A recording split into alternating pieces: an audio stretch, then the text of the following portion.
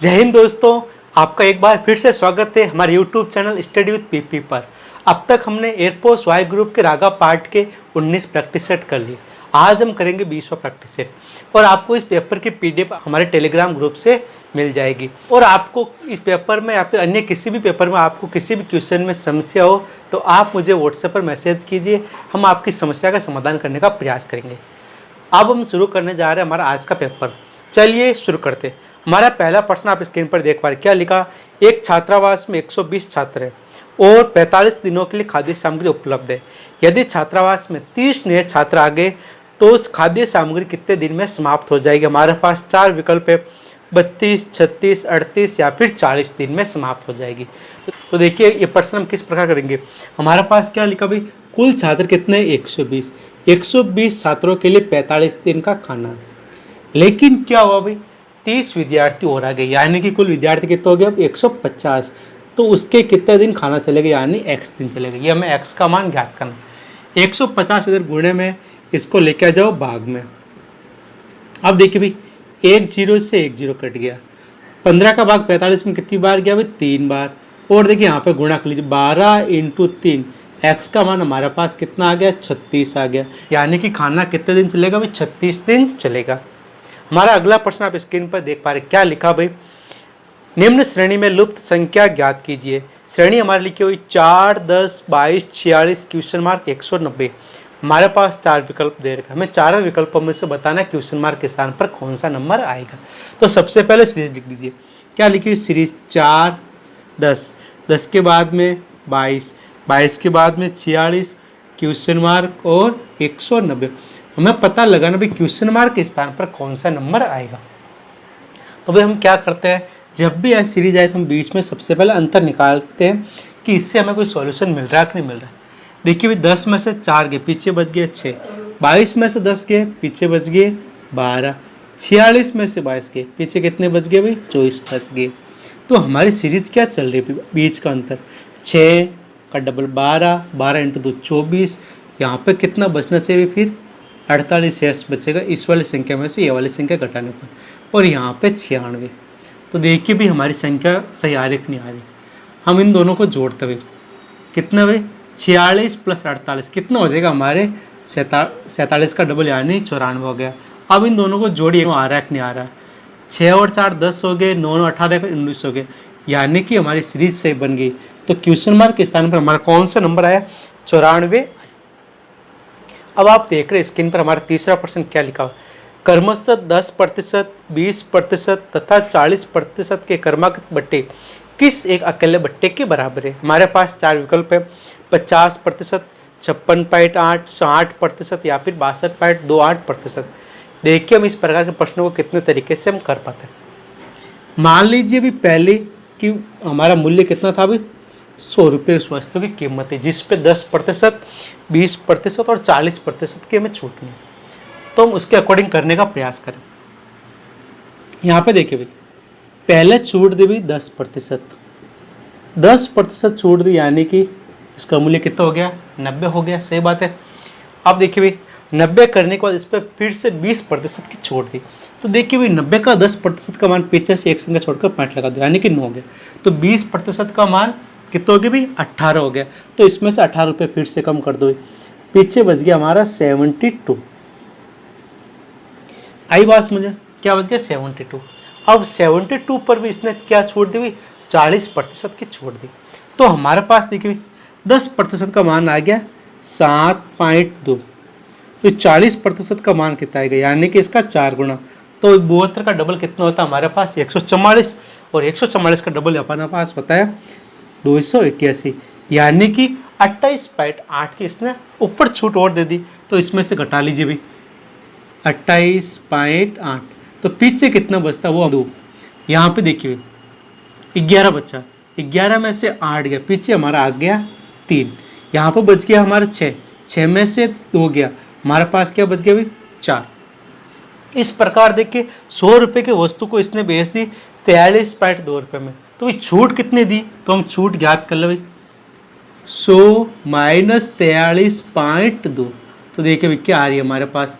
8 आ गया, 9 में से 3 गया पीछे बच गया हमारे पास 6। अब देखिए भाई 9 में से 4 गया पीछे बच गया 5, यानी कि पूरी वस्तु पर कितनी छूट दी भाई 56.8% हो गई ओरिजिनल छूट, जिसको किस में लिखा भाई 10%, 20% और 40% के रूप में लिखा। एक तो तरीका हमारा ये हो गया।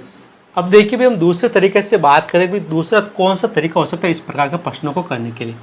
हम देखिए भाई समतुल्य बट्टा निकालने के लिए ये वाला सूत्र लगाते हैं, बट्टा 100 का x plus y minus x y बट्टा 100। ये हमारे पास एक फॉर्मूला होता है अगर दो क्रमागत छूट हो तो, लेकिन हमारे पास कितनी छूट है क्रमागत 3 छूट है। तो हम क्या करेंगे पहले इन दोनों को निकाल देंगे, जो भी आएगा फिर इन दोनों को साथ में निकाल देंगे। तो देखिए 10 प्लस 20 माइनस कितने हो गए 10 इंटू 20 बट्टा 100। ये हमारे पास 00 से 00 कट गया, तो ये छूट कितनी आ गई देखिए 10 प्लस 20 हो गए 30, 30 माइनस तो यानी कितने हो गए 28 आ गया। अब देखिए भी हमारे पास एक छूट होगी 28%, एक होगी 40%। इन दोनों को लेकर हम ज्ञात कर ले, तो कर लीजिए भाई 28 प्लस 40 माइनस क्या हो जाएगा 28 इंटू 40 बट्टा 100। 10 से 10 यहाँ पे कट गया। इन दोनों का योग कितना हो गया भी हमारे पास 6 और 8 हो गया, माइनस 28 इंटू 4। 28 इंटू 4 हमारे पास कितना होता है देखिए 2 हो गया, 3 असल के लग गए, 8 9 10 11 हो गए और एक संख्या छोड़कर पॉइंट लगा दिया। आप देखिए इसमें से घटा लीजिए, 10 में से 2 गया, पीछे क्या बच गया हमारे पास 8 बच गया। यहाँ पर कितना बचा भाई 7, 7 में से 1 गया पीछे बच गया 6, 6 में से 1 गया पीछे क्या बच गया 5। तो यानी कि हमारे पास छूट वापस कितनी आ गई 56.8%। चाहे ऐसे करो चाहे ऐसे करो, दोनों में उत्तर हमारा क्या आ रहा है सेम आ रहा है। अब आप स्क्रीन पर देख पा रहे हैं हमारा चौथा प्रश्न क्या लिखा हुआ है। एस के एम में आर 5 मित्र हैं। एस लंबाई में के से छोटा है लेकिन आर से लंबा, एम सबसे लंबा है, एक की लंबाई के से थोड़ा कम और एस से थोड़ा लंबा है। तो बताइए कि वो व्यक्ति जिससे 2 व्यक्ति लंबे और 2 व्यक्ति छोटे, यानी कि हमें बताना बीच वाला व्यक्ति कौन है। तो देखिए भाई इसमें क्या लिखा भाई एस है जो के से छोटा लेकिन आर से थोड़ा लंबा है, इस प्रकार हमारी सीरीज दे रखी पहली होगी। दूसरा लिखा भाई एम सबसे लंबा, तो हम एम को सबसे ऊपर लिख दिए। अब देखिए लिखा ए है जो के से लंबाई में थोड़ा कम है लेकिन एस से बड़ा है। इसका मतलब क्या हुआ ये हमारा किसके बीच आएगा भाई के और एस के बीच में आ गया। अब हमें पूछा भाई बीच में कौन, देखिए सबसे ऊपर हो गया एम, एम के बाद के के बाद ए के बाद एस और एस के बाद आर। तो बीच में हमारा कौन हो गया भाई ये हो गया विकल्प सी इस प्रश्न का राइट आंसर है। अब आप स्क्रीन पर देख पा रहे हमारा 5वां प्रश्न क्या लिखा, कोई धनराशि साधारण ब्याज की दर से 3 वर्ष में 800 से 920 रुपये हो जाती है। यदि ब्याज की दर 3% बढ़ा दी जाए तो समान अवधि में राशि कितनी हो जाएगी। देखिए साधारण ब्याज हो तो हम इस प्रश्न को आसानी से कर सकते हैं। तो देखिए भी हमें दिया हुआ प्रिंसिपल बराबर कितना 800 रुपये, मिश्रधन देर का अमाउंट हमारे पास 920 रुपये और समय हमारे पास देर का 3 वर्ष कि 3 वर्ष में इतने रुपये हो जाता। एक तो तरीका होता है इसमें पहले दर ज्ञात करें उसमें 3% जोड़े, फिर इसका वापस साधारण ब्याज ज्ञात करके इसमें प्रिंसिपल में जोड़े, तो हमारे पास बहुत बड़ा तरीका हो जाएगा। हम सीधा करने का प्रयास करें कि बोल रहा भाई दर को 3% बढ़ा दिया जाए। दर को कितना बढ़ा रहा भाई 3% बढ़ा रहा, इसका मतलब क्या प्रिंसिपल पर 3% ज़्यादा ब्याज मिलेगा। तो देखिए 800 का 3% कितना होगा भाई 10% का मान पीछे से एक संख्या छोड़कर पॉइंट लगा दिया यानी 80 हो गया। 1% का मान पीछे से 2 संख्या छोड़कर पॉइंट लगा दिया यानी कितना हो गया 8 हो गया। तो भाई 800 का 3% कितना हो गया 24 आ गया। एक साल में 24 रुपये अतिरिक्त ब्याज मिल रहा है, तो 3 साल में कितना अतिरिक्त ब्याज मिलेगा, तो हम इसको गुणा कर लो भी 3 से, तो कितना हो गया भाई हमारे पास 72। उसको 3% दर बढ़ाने पर अतिरिक्त ब्याज मिलेगा 3। तो हमें बताना भाई नया मिश्रधन क्या होगा, तो पुराने मिश्रधन में क्या कर लो 72 ऐड कर लो, तो हमारे पास क्या हो जाएगा भाई 2 हो गया 9 हो गया 9 हो गया 992 रुपये। कौन सा विकल्प हो गया हमारा विकल्प ए इस प्रश्न का राइट आंसर है। अगला प्रश्न आप स्क्रीन पर देख पा रहे क्या लिखा, इनमें से विषम समूह कौन सा। हमारे पास 4 समूह दे रखे, 4 समूह में से बताना है कौन सा समूह विषम है। वीडियो को पॉज कीजिए और उसको पता लगाने का प्रयास कीजिए। देखिए भाई क्या लिखा 94 7 लिखा पहला समूह, दूसरा समूह लिखा है 35 7, तीसरा लिखा है 42 6, यहाँ पे 35 5 लिखा है, और 56 8 लिखा हुआ है। तो हमें बताना भी कौन सा समूह विषम है। तो देखिए भी इसको देखने में पता चल रहा है 56 में 8 का भाग जा रहा है, 42 में 6 का भाग जा रहा है, 35 में 5 का भाग जा रहा है, 94 में 7 का भाग नहीं जाता है। तो विषम समूह कौन सा हो गया हमारे पास? विकल्प ए हो गया। 7वां प्रश्न आप स्क्रीन पर देख पा रहे क्या लिखा हुआ है। यदि किसी चक्रीय त्रिभुज की 3 उत्तरोत्तर कोण 1:3:4 के अनुपात में हो तो चौथे कोण का मान ज्ञात कीजिए। देखिए प्रश्न आसान है, आपको समझना होगा चक्रीय चतुर्भुज होता क्या और उसकी प्रॉपर्टीज क्या क्या होती है। इन दो चीज़ों को आपने समझ लिया तो आप इस प्रश्न को आसानी से हल कर सकते हैं। तो देखिए भी हम आपको बता दें, चक्रीय चतुर्भुज इस प्रकार होता है कि एक सर्किल हो और इसमें बना चतुर्भुज, यानी कि इसके चारों शीर्ष इसके परिधि को छूने चाहिए। इसको क्या बोलते हैं भाई? चक्रीय चतुर्भुज बोलते हैं। इसके भी कोई कोण भी 1:3:4 अनुपात हम मान लें, y मान लें। इस प्रकार हमें दे दिया, यहाँ पर y लिखने की जरूरत भी नहीं है। 1:3:4। अब देखिए चक्रीय चतुर्भुज की प्रॉपर्टी क्या होती है? चक्रीय चतुर्भुज की प्रॉपर्टी होती है उसके सम्मुख कोणों का योग 180 डिग्री होता है, यानी कि इस वाले कोण का योग और इस वाले कोण का योग 180 होगा। इसी प्रकार इस वाले कोण का योग और इस वाले कोण का योग कितना होगा? 180 होगा। ये हमें प्रॉपर्टी याद रखनी। तो कर लीजिए भी, योग कितना आ रहा है भाई? 180 आ रहा है। अनुपातों में योग कितना आएगा? 1:4 का अनुपातों में योग कितना हो गया? 5 हो गया। देखिए योग बट्टा योग, सेम बट्टा सेम, इंटू जो ज्ञात करना उससे गुणा कर लीजिए। हमें इस कोण का मान ज्ञात करना है, इसका भी ज्ञात करना है, इसका भी मान ज्ञात करना है। तो देखिए भी हमने लगा दिया सेम बट्टा सेम, इन दोनों कोणों का योग कितना हो रहा है? 180 हो रहा है। तो देखिए हमने 5 का भाग दे दिया, कितनी बार गया भाई? 36 बार गया। 36 इंटू 1 हमारे पास कितना हो गया? 36 डिग्री। इस कोण का मान हमारे पास हो गया 36 डिग्री। तो इस कोण का मान कितना होगा? 36 इंटू 4 कर लीजिए। 36 इंटू 2 कितना होता है? 72। 72 का डबल हमारे पास होता है 144 डिग्री। तो इस कोण का मान हमारे पास आ गया 144 डिग्री।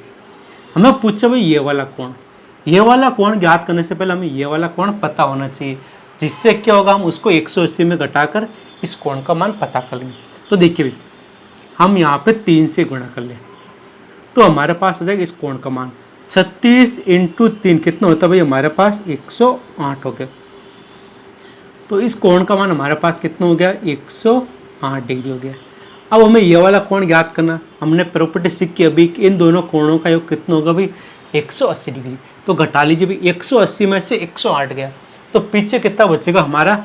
72 डिग्री।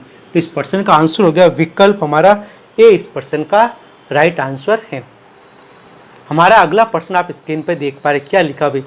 सेक थीटा प्लस टेन थीटा बट्टा sec theta minus ten theta बराबर 5/3 है। तो हमें साइन थीटा का मान ज्ञात करना। चारों विकल्पों में से कौन सा विकल्प हमारा राइट आंसर होगा? इसके लिए भी सेम हमें प्रॉपर्टी पता होनी चाहिए। इसको हम किस प्रकार कर सकते हैं? इसके लिए हमें सबसे बेस्ट तरीका होगा भाई योगांतर प्रमेय लगा दे। तो देखिए भाई प्रश्न आपकी स्क्रीन पर है, लिखा हुआ क्या है? Sec theta minus ten theta बट्टा हो गया sec theta plus ten theta, ऊपर प्लस है नीचे माइनस है, बराबर हो गया 5/3। हमें मान ज्ञात करना है साइन थीटा का। तो देखिए भाई पहले हम इसको हल कीजिए। जब भी ऐसे सीरीज आ जाए भी देखिए a प्लस बी आ गया हमारे पास, या फिर a माइनस बी आ गया, इधर आ गया c/d। इसको ऐसा लिख सकते हैं a/b बराबर c plus D c minus D. Plus है तो इधर प्लस लगा दे, इधर माइनस है तो इधर माइनस लगा। अब देखिए भी इसको इस रूप में लिख दे। क्या लिखा है? सेक थीटा ए का ए हमारा क्या हो गया? सेक थीटा और बी हमारा हो गया टेन थीटा। तो लिख दिया सेक थीटा बट्टा टेन थीटा बराबर c plus D c minus D, यानी 5 + 3 5 - 3, 5 + 3 5 - 3, 5 + 3 हमारा कितना हो गया? 8 हो गया, और 5 - 3 हमारा हो गया 2, यानी कि 4/1। अब देखिए भाई यहाँ पर है सेक थीटा बट्टा टेन थीटा। हम जानते हैं सेक होता है 1/cos थीटा। इसी प्रकार टेन होता हमारा भाई साइन थीटा बट्टा कोस थीटा।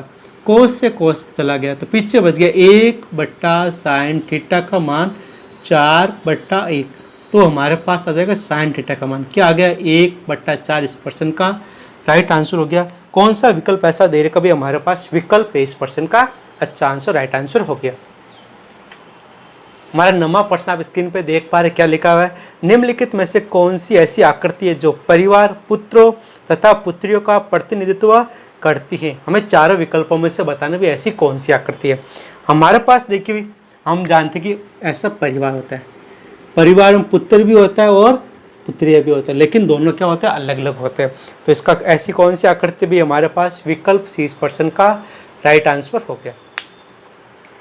अब आप देख रहे स्क्रीन पर हमारा अगला प्रश्न है 10वां प्रश्न कि भाई 8, 15, 29, 57, 113 क्वेश्चन मार्क के स्थान पर हमारे कौन सा नंबर आएगा, हमें चारों विकल्पों में से बताना। तो देखिए सीरीज इस प्रकार लिखी है, आप देख लीजिए 8 के बाद लिखा 15, 29, उसके बाद लिखा हमारा 57 और 113 लिखा हुआ। अब देखिए भाई इसको एक तो देखने पर पता चल रहा है into 2 minus 1 into 2 minus 1 into 2 minus 1, देखिए 16 माइनस 1 15 हो गया, 30 माइनस 1 29 हो गया, 58 माइनस 1 57 हो गया, 114 माइनस 1 113 हो गया। अब वापस वही 113 को 2 से गुणा करना, उसमें से 1 घटा देना, तो हमारा पास हो जाएगा 226 माइनस 1 यानी कि 225 इस प्रश्न का राइट आंसर है, विकल्प भी होगा। ऐसा नहीं करनी चाहो तो आपके पास एक तरीका है कि इनके बीच का अंतर निकाल, कितना आ रहा है भाई 7 आ रहा है, यहाँ पर कितना आ रहा है 14 आ रहा है, देखिए भाई यहाँ पर कितना अंतर आ रहा है 28 आ रहा है। इसी प्रकार यहाँ पे 7 की टेबल चल रही है, इससे भी हम इस प्रश्न को हल कर सकते हैं। अब आप देख रहे हैं स्क्रीन पर हमारा प्रश्न क्या लिखा हुआ है, BVSC अनुपात YEHX समानुपात MRCP अनुपात क्वेश्चन मार्क के स्थान पर कौन सा विकल्प आएगा। तो देखिए जब भी ऐसा प्रश्न है, हमने आपको पहले ही बता दिया, कोडिंग कीजिए, कोडिंग करते आपको पता चल जाए किस प्रश्न में कौन सा आंसर हो सकता है। तो देखिए भी हमारे पास क्या लिखा है, पहला लिखा BVSC, इसको क्या लिखा भाई इसने YE, उसके बाद H और X लिखा। इसी प्रकार हमें बताना भाई MRCP को क्या लिखा जाएगा, इसकी कोडिंग कीजिए भाई। 1 नंबर पर हो गया, V हमारा कितने पर आ रहा भाई 22 पर, S हमारा 19 पर, C हमारा 3 पर, X 24 पर, H हमारा 8 पर, E हमारा 5 पर, Y हमारा आ रहा है 25 पर। इस प्रकार हमारी सीरीज बन गई।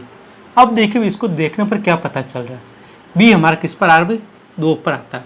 तो देखिए भी हम कर रहे हैं B प्लस V यानी कि 2 प्लस 25 कितना हो रहा है 27 हो रहा है, 22 प्लस 5 27 हो रहा है, 19 प्लस 8 27 हो रहा है, 3 प्लस 24 यानी कितना हो रहा है 27 हो रहा है।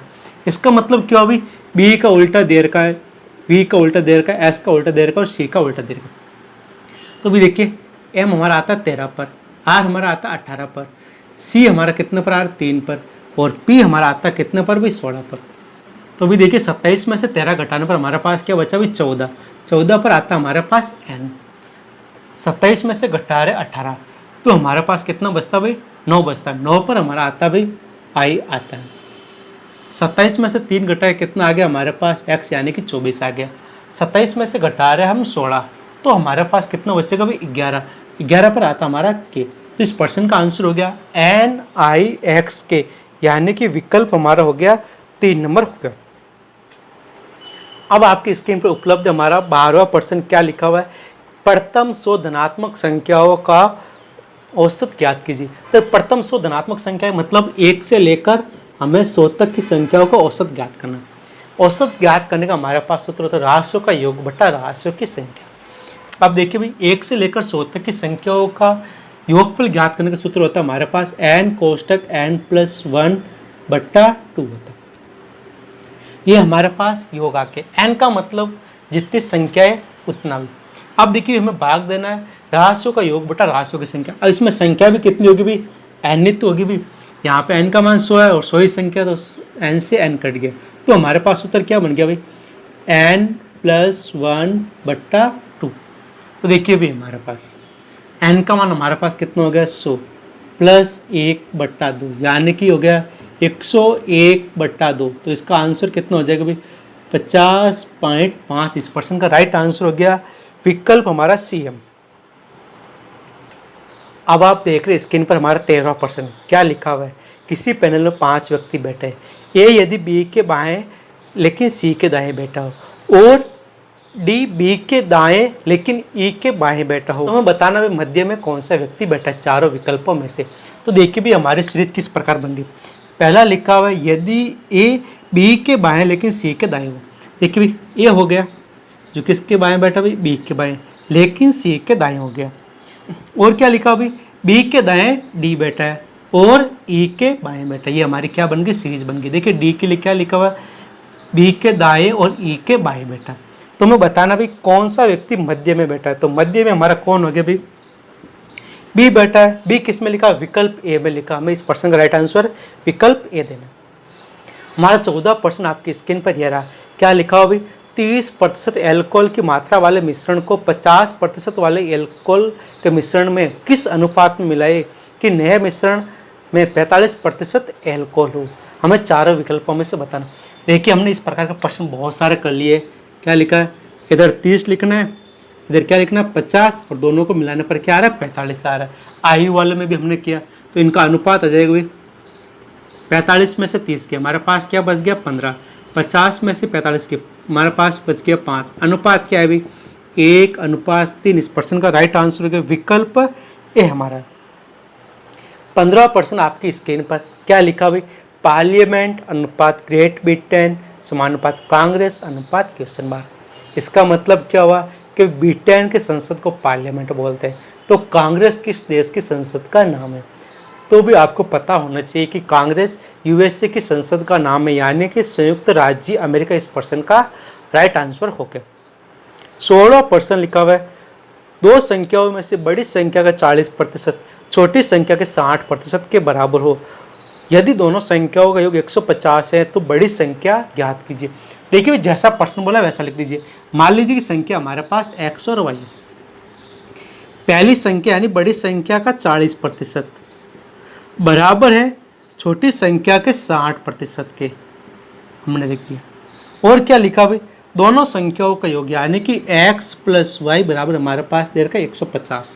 तो देखिए 2 0 से 2 0 कट गया, 1 0 से 1 0 कट गया, यानी कि हमारे पास x बट्टा y कितना हो गया भाई, ये 4 गुणा में भाग में चला जाएगा, 6/4 हो गया। इसको वापस काट दूं कितना हो गया 3/2, यानी x और y का अनुपात क्या हो गया 3:2 हो गया। हमें ज्ञात करना बड़ी संख्या कौन सी है। बड़ी संख्या यानी हमें x का मान ज्ञात करना। तो फॉर्मूला लगे भी सेम बट्टा सेम, 150 किसके बराबर हो गया 5 के अनुपातों का योग इंटू जो ज्ञात करना उससे गुणा कर लीजिए, यानी 3 से गुणा कर लीजिए। 150 में 5 का भाग कितनी बार गया भाई 30 बार गया, 30 को 3 से गुणा कर लिया, हमारे पास कितना आ गया 90। इस प्रश्न का राइट आंसर आ गया। अब आपकी स्क्रीन पर हमारा अगला प्रश्न क्या लिखा है, किसी घनाभाकार कमरे के फर्श का क्षेत्रफल 48 मीटर स्क्वायर है, तो कमरे में रखी जा सकने वाली बड़ी से बड़ी छड़ की लंबाई ज्ञात कीजिए। तो हमारे पास देखिए इस प्रकार है कि भी कमरे का फर्श का हमें क्षेत्रफल दे रखा है जो भी क्या है घनाभाकार है 48 सेंटीमीटर स्क्वायर। हमें ज्ञात करनी भी इसके अंदर रखी जाने वाली सबसे बड़ी छड़ की लंबाई, यानी इसका घन का विकर्ण ज्ञात करना। घन का विकर्ण ज्ञात करने के लिए हमारे पास घन की भुजा होनी चाहिए। तो घन की भुजा हम कैसे निकालेंगे, हमारे पास होता है भुजा स्क्वायर बराबर होता है आधार का क्षेत्रफल हो गया। तो भुजा का मान हमारे पास कितना होगा √48 हो गया। तो हम इसको क्या लिख सकते हैं 48 को 16 × 3, 16 यानी 4 बार आ गया, पीछे बच गया √3 सेंटीमीटर। हमारे पास भुजा के 4 √3 सेंटीमीटर। हमें ज्ञात करना भी घन का विकर्ण। घन का विकर्ण ज्ञात करने का सूत्र क्या होता है भाई √3 भुजा होता है। घन का विकर्ण ज्ञात करने का सूत्र √3 भुजा होता है। तो लिख लीजिए भाई √3 भुजा का मान कितना है 4 √3। तो इसको हल कर लीजिए भाई 4 का 4 √3 को √3 से गुणा करने पर हमारे पास हो गया 3। 4 × 3 हमारे पास कितना हो गया 12 मीटर। तो इस प्रश्न का राइट आंसर हो जाएगा हमारे पास विकल्प भी हो गया। 18 प्रश्न आप स्क्रीन पर देख पा रहे हैं। बड़ा प्रश्न जरूर है लेकिन बहुत ही आसान प्रश्न होगा। क्या लिखा हुआ है, सोहन बिंदु x से प्रारंभ करके 8 किलोमीटर आगे y बिंदु पर पहुंचा, फिर दाहिनी ओर मुड़कर 5 किलोमीटर दूर z बिंदु पर पहुंचा, फिर दाहिने मुड़कर 7 किलोमीटर दूर a बिंदु पर पहुंचा, फिर वहां से दाहिने मुड़कर 5 किलोमीटर चला और b बिंदु पर पहुंचा। तो मैं पूछा भाई b बिंदु और x बिंदु के बीच की दूरी कितनी है। तो देखिए भी हमारे पास हम इस प्रकार बना दे कि यहाँ पे भी x से स्टार्ट हुआ, कौन भी सोहन स्टार्ट हुआ, x बिंदु से स्टार्ट होकर 8 किलोमीटर किसी भी दिशा में, तो मान लीजिए 8 किलोमीटर आगे यहाँ पे x बिंदु हो गया, 8 किलोमीटर इधर आ गया। उसके बाद क्या हो भाई, इसके बाद दाहिने मुड़कर 5 किलोमीटर चला, 5 किलोमीटर दाहिने मुड़ा और किस बिंदु पर आ गया, z बिंदु पर आ गया। z बिंदु पर पहुंचने के बाद फिर से दाहिने मुड़ा और 7 किलोमीटर, यानी कि यहाँ पर आ गया 7 किलोमीटर। कौन सा बिंदु आ गया, ए बिंदु आ गया। ए बिंदु पर पहुंचने के बाद फिर से दाहिनी ओर मुड़ा और यहाँ पर कितना आ गया, 5 किलोमीटर दूर, 5 किलोमीटर बी बिंदु हो गया। हमें पूछा भाई बी और एक्स के बीच की दूरी टोटल कितनी है, 8 है, 8 में से 7 तो वापस आ गया, पीछे बच गया 1 किलोमीटर इस पर्सन का राइट आंसर हो गया हमारे पास। अब आप देख रहे हैं स्क्रीन पर हमारा 1900% क्या लिखा हुआ, 1,64,009 का वर्गमूल कौन सा विकल्प होगा। हमें बताना भाई 1,64,009 का वर्गमूल। देखिए भाई एक तो तरीका होता है हम इसका वर्गमूल ज्ञात करके इसको हल करें, इसमें क्या होगा आपको टाइम ज़्यादा लगेगा। उससे अच्छा अगर आपको 1 से लेकर 25 तक वर्ग याद हो तो आप इस प्रश्न को आसान बना सकते हैं। कैसे आसान बना सकते हैं, अब देखिए भाई हमें पता लगाना भाई 1 से लेकर 25 तक की संख्या में किस संख्या के वर्ग के पीछे 0 आ रहा, 0 यानी कि हम जानते हुए 3 के वर्ग के पीछे हमारे क्या आता है, 0 आता। तो हमें याद रखना भी 0 और किस किस के पीछे आता, एक तो 3 आ गया, एक आएगा भाई 50 - 3 के पीछे, एक हमारा आएगा 50 + 3 के पीछे, एक हमारा आएगा 100 + 3 के पीछे और 100 - 3, यहाँ पर मैं पहले 100 - 3 लिख दूँ। तो हमारे पास किसके पीछे आएगा भाई, एक तो 47 के पीछे, एक आएगा हमारा 53 के पीछे और एक हमारा 97 को वर्ग निकाले तो उसके लास्ट दो अंक 0 न होंगे। ये हमारे पास 1 से लेकर 100 तक की संख्याओं में वह संख्या है जिनका वर्ग करने पर इसके लास्ट में 0 न आता। तो देखिए भाई और किसके वर्ग के पीछे 0 न आता, तो हमें देखिए 3 हो तो 103, फिर 147, फिर 153, फिर हमारा हो गया 197। इस प्रकार हम कोई भी संख्या पता लगा सकते हैं, 203, 247, 253, 297। हमें केवल 1 से लेकर 25 तक वर्ग संख्या याद रखनी है, उसके हमें केवल लास्ट दो अंक याद रखने हैं। 0 किसके पीछे है 3, और किसके पीछे आएगा 50 - 3, और किसके पीछे आएगा 50 + 3 और 100 - 3। इस प्रकार हमें पता चल जाएगा भाई 1 से लेकर 100 तक की संख्याओं में, 1 से लेकर 100 तक की संख्या को पता चल गया तो हम आगे 200, 300, 400, 500 किसी भी संख्या का पता लगा सकते हैं। तो देखिए भी 0 होगा तो उसका देखिए वर्गमूल का इकाई अंक या तो 3 होगा, 47 या फिर 53 या फिर 97। तो देखिए चारों विकल्पों में से ऐसा किस विकल्प में हमें दे रखा है, पास आ रखा है 253 आ रखा है। आई बात समझ में, तो इस प्रश्न का राइट आंसर हमारे पास कितना हो गया, 253 हो गया। इसी प्रकार आपको पूछ लो भाई, अगर मैं ही पूछ लो भाई 44 किस किस संख्या के वर्ग के अंतिम दो अंक होता है, तो मैं 1 से लेकर 25 तक पता है 12। अगली कौन सी होगी 50 - 12 यानी कि 38। उससे अगली कौन सी होगी 50 + 12 यानी कि 62 होगी। उससे अगली 100 - 12 यानी कि 88 होगी। ये हमारे पास होगी 1 से लेकर 100 तक। आगे कौन सी होगी 112, 138, 162 या फिर 188। इस प्रकार हम अगर पूछ लो भाई कोई बड़ी संख्या दे दे हमें और लास्ट में आगे 2 अक्षर 44 आ गए, तो हमें पता लगा ना भाई कौन सा इसका आंसर होगा, तो हम केवल अंतिम 2 अंकों को देखकर इसको आसानी से हम हल कर सकते हैं। अब आप देख रहे हैं स्क्रीन पर हमारा अगला प्रश्न क्या लिखा हो भाई, आकृति x का दर्पण प्रतिबिंब ज्ञात कीजिए। तो देखिए भाई हम आकृति x बना ले, क्या लिखा है इस प्रकार हमारी आकृति है, यहाँ पे 0 हो गया, यहाँ पे इसका मुंह दे रखा है, यहाँ पे इसका पेट, यहाँ पे इस प्रकार इसका हाथ हो गया, ये पैर हो गया और यहाँ पे इसको क्या, और ये फिर इधर हाथ हो गया। देखिए भी दर्पण प्रतिबिंब यानी कि इस साइड होगा। तो देखिए भी इसका दर्पण प्रतिबिंब किस प्रकार होगा, हमें इस बनाना सीखना है। ये सर्किल यहाँ पे आ जाएगा, ये वर्त यहाँ पे, बीच में पेट तो वही रहेगा, दायां भाग होता है बायां और बायां भाग होता है तो दायां। ये हमारा बन गया। और देखिए ये वाली आकृति इधर हो जाएगी और यहाँ पे सीधा आ जाएगी। ऐसी आकृति कौन से विकल्प में हमारे दे रखी है, देखिए भी ऐसी आकृति हमें विकल्प डी में दे रखी है। इस प्रश्न का आंसर हो गया हमारे पास विकल्प डी हो गया।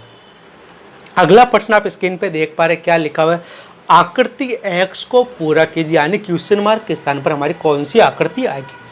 तो भी आकृति बना लेते हैं हम। इस प्रकार देखिए हमारे एक स्कोर दे रखा है, स्कोर में हमें आकृति दे रखी है, यहाँ पे लाइनें की हुई है, एक वर्त बनाया हुआ है यहाँ पे हो गया, और देखिए भी बीच में इस प्रकार हमें दे दिया। हमें बताना भी कौन सी आकृति यहाँ पाएगी। देखिए जो भी आकृति यहाँ पाएगी, एक तो ये इतना बनाएगी, फिर यहाँ पे इतना बनाएगी और यहाँ पे बनाएगी। तो यानी कि इस प्रश्न का राइट आंसर हमारे पास ये वाली आकृति होगी। ऐसा किस आकृति में दे रखा है हमारे पास? विकल्प बी इस प्रश्न का राइट आंसर होगा। बी विकल्प में ऐसी ही आकृति दे रखी है हमें। अब आप देख रहे स्क्रीन पर हमारा अगला प्रश्न कि प्रश्नवाचक के स्थान पर कौन सी आकृति आएगी। हमें ऊपर पहले प्रश्न आकृति दे रखी है, उसके बाद नीचे उत्तर आकृतियां दे रखी है। हमें बताना भी कौन सी आकृति आएगी।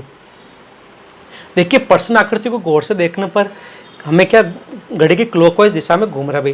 पहले तीर 12 पर था, फिर 3 पर आ गया, फिर 6 पर, तो अगला किस पर आ जाएगा? 9 पर आ जाएगा। ऐसा केवल एक विकल्प में दे रखा है।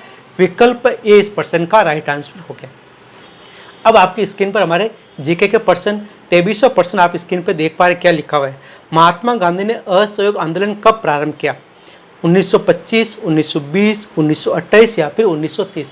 हमें महात्मा गांधी के बारे में सारी जानकारी होनी चाहिए कि महात्मा गांधी जी भारत कब आए, कौन सा आंदोलन कब किया, उनकी मृत्यु कब हुई और उनके जीवन की संपूर्ण घटनाएं हमें याद होनी चाहिए, क्योंकि परीक्षा की दृष्टि से महत्वपूर्ण होती है। तो महात्मा गांधी जी ने असहयोग आंदोलन कब प्रारंभ किया? भाई 1920 में किया। 24वां प्रश्न आपकी स्क्रीन पर क्या लिखा है? सबसे अधिक आबादी वाला देश कौन सा है? यूरोप, चीन, अमेरिका या फिर इंग्लैंड। तो हम सभी जानते हैं सबसे अधिक आबादी वाला देश कौन सा है? चाइना है। सेकंड नंबर पर हमारा कौन सा है? इंडिया है।